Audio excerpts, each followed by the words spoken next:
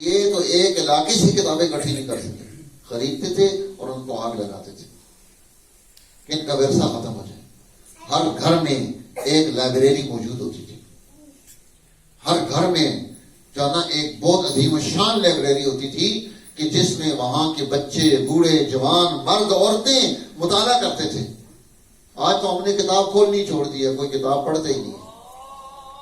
تو میرے دوستو، ہم نے اس پاک کتاب کے ساتھ تعلق پیدا کرنا ہے۔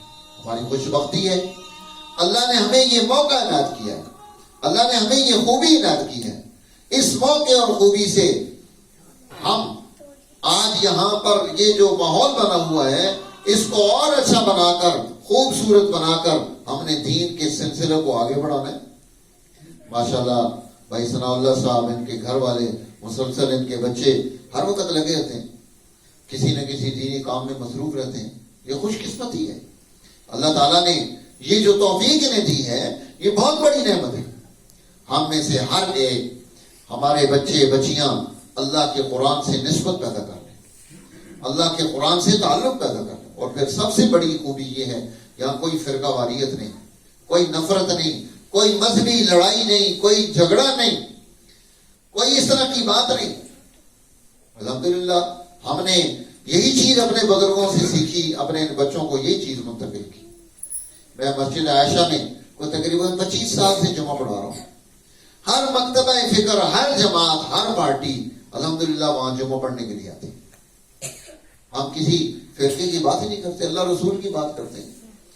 تو اس لیے اس کا نتیجہ کیا پیدا ہوا کہ دین کا تعارف زندہ ہوا، دین کی خوبی ہمارے اندر منتقل ہوئی۔ تو ادارہ تعلیمات شریعہ کا بنیادی مقصد بھی یہی ہے کہ ہم سوسائٹی میں، سماج میں، انسانوں میں، ان کے قلوب و اذہان میں اللہ کے دین کے اس تعارف کو جو صحیح اور ٹرو ہے اسے منتقل کیا جائے، اور اس کے ذریعے سے ہم نسل نو کو پھر دوبارہ کھڑا کریں کہ وہ ہدایت کا یہ دور پھر پیدا کر سکے، غربت ختم ہو جائے، بد اخلاقیاں ختم ہو جائیں، جرائم ختم ہو جائیں، رزق کی وسعتیں پیدا ہو جائیں، انسانوں کی احتیاط ختم ہو جائے۔ آج دیکھو کہ ایک بندہ صحیح ملتا ہے، 1000 بندے بیمار ملتے ہیں، 1000 بندے بیمار ملتے ہیں۔ کہتے ہیں مدینہ منورہ میں ایک جو ہے نا کوئی نان مسلم تھا، یہودی یا عیسائی، وہ حکیم تھا، وہ مدینہ میں آ گیا۔ ہاں جی، کہاں آ گیا؟ مدینہ میں آ گیا۔ وہ کوئی 2-4 مہینے بیٹھا رہا تو وہ شکایت لے کر آیا رسول اللہ کے پاس کہ یہ لوگ میرے پاس جو نا دوائی لینے کے لیے نہیں آتے، میرے پاس کیا کرتے ہیں؟ دوائی لینے کے لیے نہیں آتے۔ تو فرمایا بھائی یہ تو سارے جو نا اس انسٹیٹیوٹ میں تعلیم حاصل کرتے ہیں جس کے سربراہ، جس کی مقتدا اور امام جناب محمد رسول اللہ صلی اللہ علیہ وسلم، یہ بیمار ہی نہیں ہوتے۔ ہاں جی، یہ کیا ہے؟ بیمار ہی نہیں ہوتے۔ وہاں قانون سکھائے جاتے تھے، زندگی کیسے گزارنی ہے۔ اب تو ہمارا حال یہ ہو گیا کہ صبح سے لے کر شام تک کھاتے رہتے ہیں، ہر وقت کبھی چائے پی رہے ہیں، کبھی بسکٹ کھا رہے ہیں، کبھی کیا کھا رہے ہیں، تھوڑی دیر بعد پھر کھاتے ہیں۔ اب ان کا حال کیا تھا کہ وہ صبح کھاتے ہیں، شام کو کھاتے ہیں، پیٹ کو بھوکا رکھتے ہیں۔ جب پیٹ بھوکا رہے گا بیماریاں ختم ہو جائیں گی۔ ابھی بھی جب ہمارے پاس مریض آتا ہے تو ہم اس کو پھر جناب وہ گھوڑے کی طرح کھا رہا ہوتا ہے، ہم اس کو چیمٹی کی طرح کھلاتے ہیں۔ یہ بانو ناراض ہوتے ہیں، کیوں بند کر دے، کیوں بند کر دے؟ کہ سارا کچھ بند کرو گے تو اندر ٹھیک ہوگا۔ ہاں جی، معدے کو ٹھیک کریں گے تو بیماریاں ٹھیک ہوں گی۔ اب تھوڑا پرہیز کرے گا کہ کچھ وقفہ کرے گا کھانے میں تو تجھے سمجھ آئے گی نا کہ میں کھا کیا رہا ہوں اور اس کا نتیجہ میں نے کیا پیدا کرنا ہے۔ اب وہاں پر قانون سکھایا جاتا ہے، جب کھانا کھانا ہے تو بسم اللہ پڑھ کے کھانا کھانا ہے، دائیں ہاتھ سے کھانا کھانا ہے، لقمے کو چبانا ہے، اس کو چبا کر اپنے اندر جنم لے کر جانا ہے تاکہ اس کی تاثیر پیدا ہو جائے۔ بیٹھ کر کھانا ہے، کھڑے ہو کر بھی کھا لینا، چلتے پھرتے نہیں کھانا۔ کھانے کو توجہ کے ساتھ استعمال کرنا ہے، کھانے سے پہلے ہاتھ دھونے ہیں، کھانے کے بعد پھر ہاتھ دھونے ہیں۔ پھر ہاتھ دھونے پر اکتفا نہیں کرنا، مسواک کرنی ہے، دانت صاف رہیں، کلی کرنی ہے، وضو کر کے سونا ہے۔ سونے کے لیے آداب بتائے جناب نبی اکرم صلی اللہ علیہ وسلم نے کہ یہ ہاتھ جو ہے آپ نے اپنے اس سر کے جو ہے نا دائیں طرف والا ہاتھ دائیں طرف والے کان کے نیچے رخسار کے نیچے رکھنا ہے اور اس طرح سے سونا ہے. اب دل اس طرف ہے کہ ایسے اوپر ہوگا, غفلت کی نیند نہیں آئے گی. الٹا سونے سے منع کیا, الٹا نہ سوئے, بالکل اچھے طرح لیٹے. دائیں کروٹ پر لیٹنے کا حکم دیا, لیٹنے سے پہلے بسم اللہ پڑھنے کا حکم دیا, لیٹنے سے پہلے بستر کو جھاڑنے کا حکم دیا. گھر میں مائیں بہنیں انہیں حکم دیا کہ جب کچن سے آ رہے ہو آگ جلتی ہوئی چھوڑ کے نہیں آنا. اللہ کے نبی فرما رہے ہیں سلگتی ہوئی چیز کو چھوڑ کے گھر میں سونا نہیں ہے, آگ لگ جائے گی, خطرہ ہے. کتنے لوگ آج ہیٹر سے مر گئے ہیں, کتنے نقصانات ہو جاتے ہیں.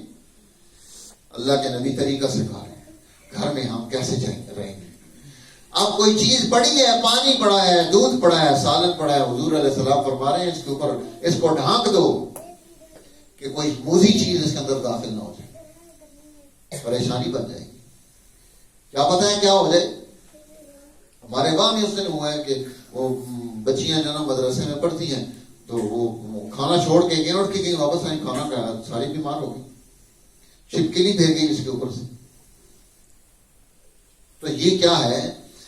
تو پھر وہ میرے پاس آئے, میں نے ان کو ترتیب بتائی ساری کام کی, کس طرح سے آگے کام کریں. تو یہ نقصان سے کیسے ہم بچیں گے, بچیوں کو کیسے بچیں گے. تو اللہ کے نبی قانون سکھا رہے ہیں, یہ اللہ کا پاک کلام یہ قانون سکھا رہا ہے زندگی کیسے گزرتی ہے. گھر میں داخل ہو رہے ہیں تو قانون سکھا, دستک دے کر داخل ہوتے ہیں, اچانک نہیں گھس جانا.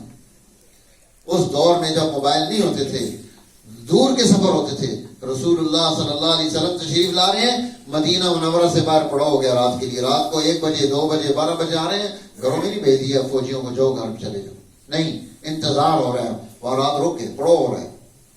مدینہ سے بالکل باہر پہنچ کر رک کے کہ مائیں بہنیں تیار ہو جائیں, بیویاں اپنے شوہروں کے لیے راستہ ہو جائیں, اپنے جسم کو اچھا کر لیں, گھر کی صاف صفائی ستھرائی کر لیں. 2 4 مہینے کے بعد بندہ گھر سے آتا ہے تو حالات اور ہوتے ہیں, کہیں محبت نفرت میں تبدیل نہ ہوتی. قانون سکھلایا اللہ کے نبی نے کہ کس طرح سے ہم جو ہے نا اپنے گھر میں داخل ہوں گے. گھر میں آنے کا قانون سکھلا رہے ہیں. اللہ کے نبی گھر آ رہے ہیں تو چہرے پر مسکراہٹ کے ساتھ آ رہے ہیں, ہنستے ہوئے, مسکراتے ہوئے. حضرت اما عائشہ صدیقہ رضی اللہ تعالیٰ عنہ فرماتی ہیں کبھی بھی ایسا نہیں ہوا کہ میرے محبوب آقا جناب محمد رسول اللہ گھر داخل ہوئے ہوں اللہ کے حبیب کے چہرے پر مسکراہٹ نہ ہو. مردوں کے لیے قانون دی, گھر کیسے داخل ہونا ہے. بلکہ ایک روایت میں ایسے آتا ہے حضرت سیدہ خدیجہ رضی اللہ تعالیٰ عنہ اللہ کے حبیب گھر میں داخل ہوئے تو اما خدیجہ پوچھتی ہیں یا نبی اللہ آپ بیمار ہیں,